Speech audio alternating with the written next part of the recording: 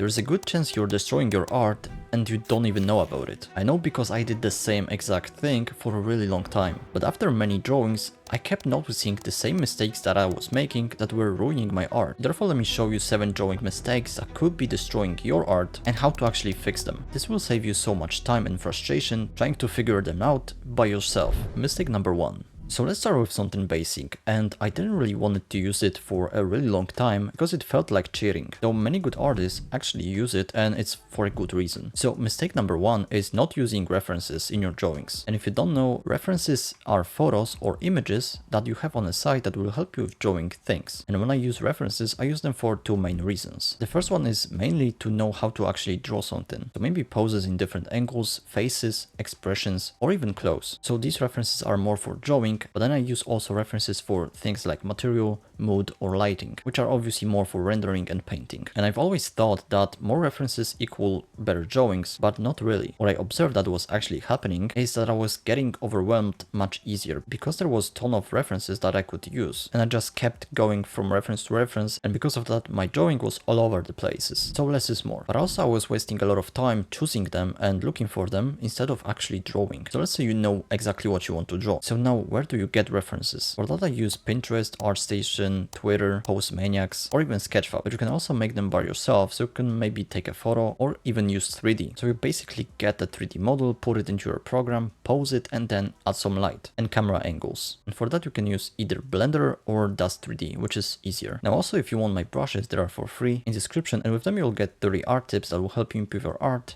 in 30 days. Mistake number 2. For a long time when I was drawing, I wondered why the thing that I'm drawing from a reference doesn't really look like it. So maybe you can relate to that. So you see a reference, you just try to draw it, but no matter what you do, it doesn't really look like it. And the fix for that was super simple and wasn't that long ago when I finally fixed it. So mistake number 2, not simplifying shapes and not measuring proportions and landmarks. When I was drawing a character, what I used to do is basically just look for the edges that I saw and I tried to copy that. There wasn't really much thinking there. But what actually helped me was simply breaking the object into basic shapes. For example, we can simplify head into a simple ball with a simple jaw, or we can use an egg shape for drawing a ribcage, and also simple cylinders for fingers. But not only that, I also started to measure proportions and landmarks. Therefore, before every drawing, I started to observe all the proportions, so how big things are compared to others, how many heads can fit in different places, and also started to measure landmarks and relationships between them. So for example, how the knee align with elbows, or what angle is between the knees, or how far apart are they, simply improved my drawing by a ton. Mistake number 3. I've always wondered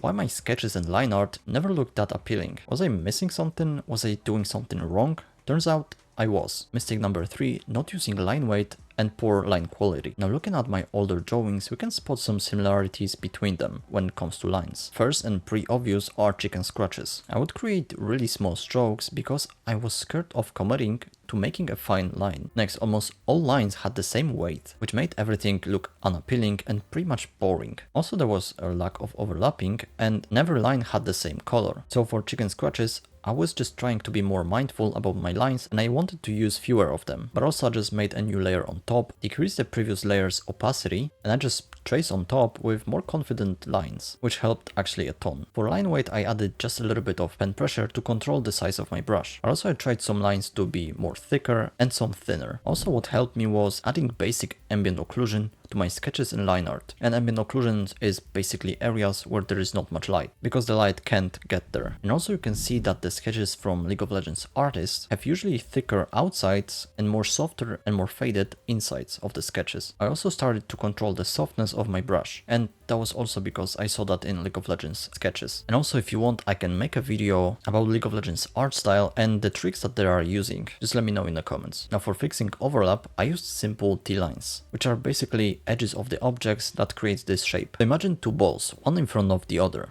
Now where the objects overlap, you can see that the edges create those T-lines, and they are just great for showing the overlap better. And for example, you can use them while drawing lips, so you see that the middle bump can overlap the side one, and it will create this T-line. But now for adding more color, what you can do is either while sketching pick a color, or then just alpha log your sketch layer, and then paint some colors on top. Obviously, as I said before, all my brushes are in the description below. Mistake number 4. I remember when I found out about it, I felt so confused because I never thought about it, but it was super simple. What I used to do, I would just consume content, watch tutorials, read books, and that's it. And in that period, I didn't really improve that much. And it was because I actually lacked something. Mistake number 4, just consuming content. So this is all I did. I thought if I watch or read something, I will learn it 100%, but it doesn't really work like that. So what I started to do to fix it, I was following the tutorials, drawing the examples from them while I was watching it. But the most important thing in this was I was taking notes. So I pretty much tried to explain the topic that I was drawing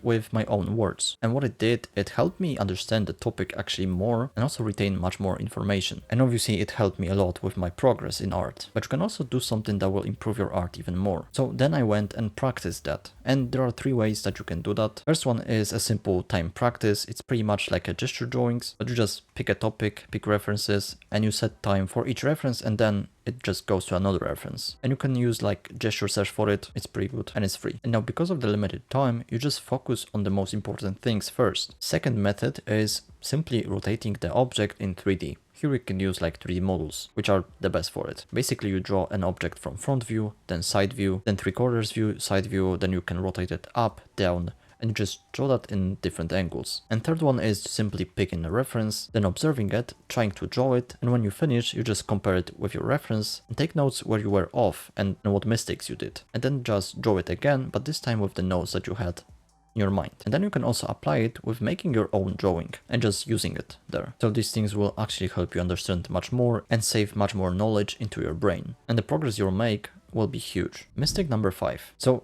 this mistake is pretty common with beginner artists, and I did it for a really long time, which made my illustration look muddy and lack form. So mistake number 5 is overblending everything. Because of that, I was losing a lot of form in my drawing, and if I didn't have any line art, I would lose all of it. And to fix this, we need to think about soft and hard edges in our drawing. But okay, how to actually do it? So first we need to understand that there's 2 types of shadows. The first one is form shadow, and the second one is cast shadow. So the form shadow is created by its own form, and it's usually much softer. So for example, the area on your cheek or the temples. Now the cast shadow is a shadow that is casted by an object. So here we can use a simple nose, for example, or like a completely different object that is close to the subject that you're drawing. And it's also usually harder. And because of that, we need to understand the forms of the object that we're drawing. So studying them will be actually super useful. And because of that, you'll know which area are usually softer and which are harder. So for example, if you want to make something look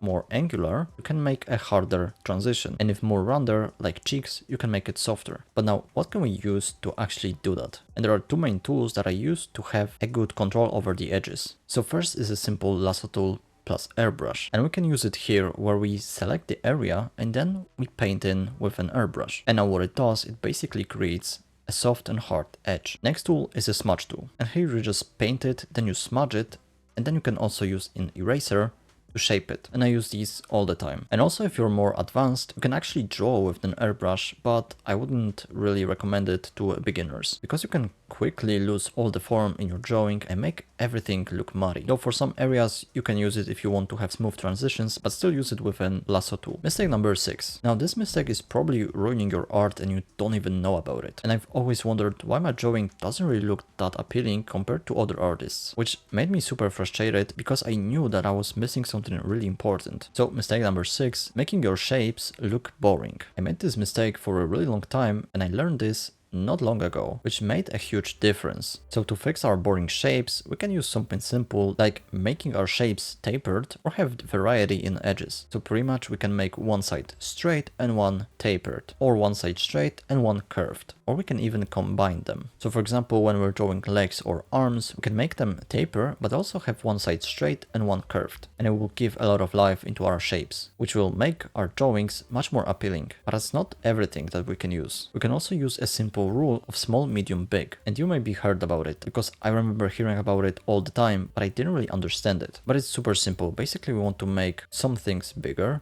some smaller, and some medium size. So for example, when we're drawing faces, we can use that for facial features. So we can make our eyes bigger, nose medium, and lips smaller. And obviously you can play with those proportions. But we can also use that to design our shapes. For example, when drawing eye, we can use 3 lines up top and 2 at the bottom. For the upper ones, we can use a medium line, a big line, and a small line. And basically the medium one will be the same length as 2 smaller ones, and the big line will be 3 smaller ones. But also in clothes we can have bigger shapes, medium shapes, and smaller shapes. Mistake number 7. Now this I learned recently, which saved my sanity and motivation to draw. So all I did recently was I was just studying. Now for a while it was alright, but I started to notice that I didn't really want to draw anything, which at first lasted for days, but then for weeks. But what saved me was super simple. So whenever I go on social media and look at other people's drawings, I get super motivated and inspired. And I want to actually draw the same thing. But I've never really had time for it because I felt like it was time wasted, because I wasn't learning anything from it. So mistake number 7, not drawing for yourself. So recently all I did was just studying, because I didn't feel that I'm good enough to make full illustrations. And I thought if I'll study enough, then I'll be able to draw whatever I want. But I realized it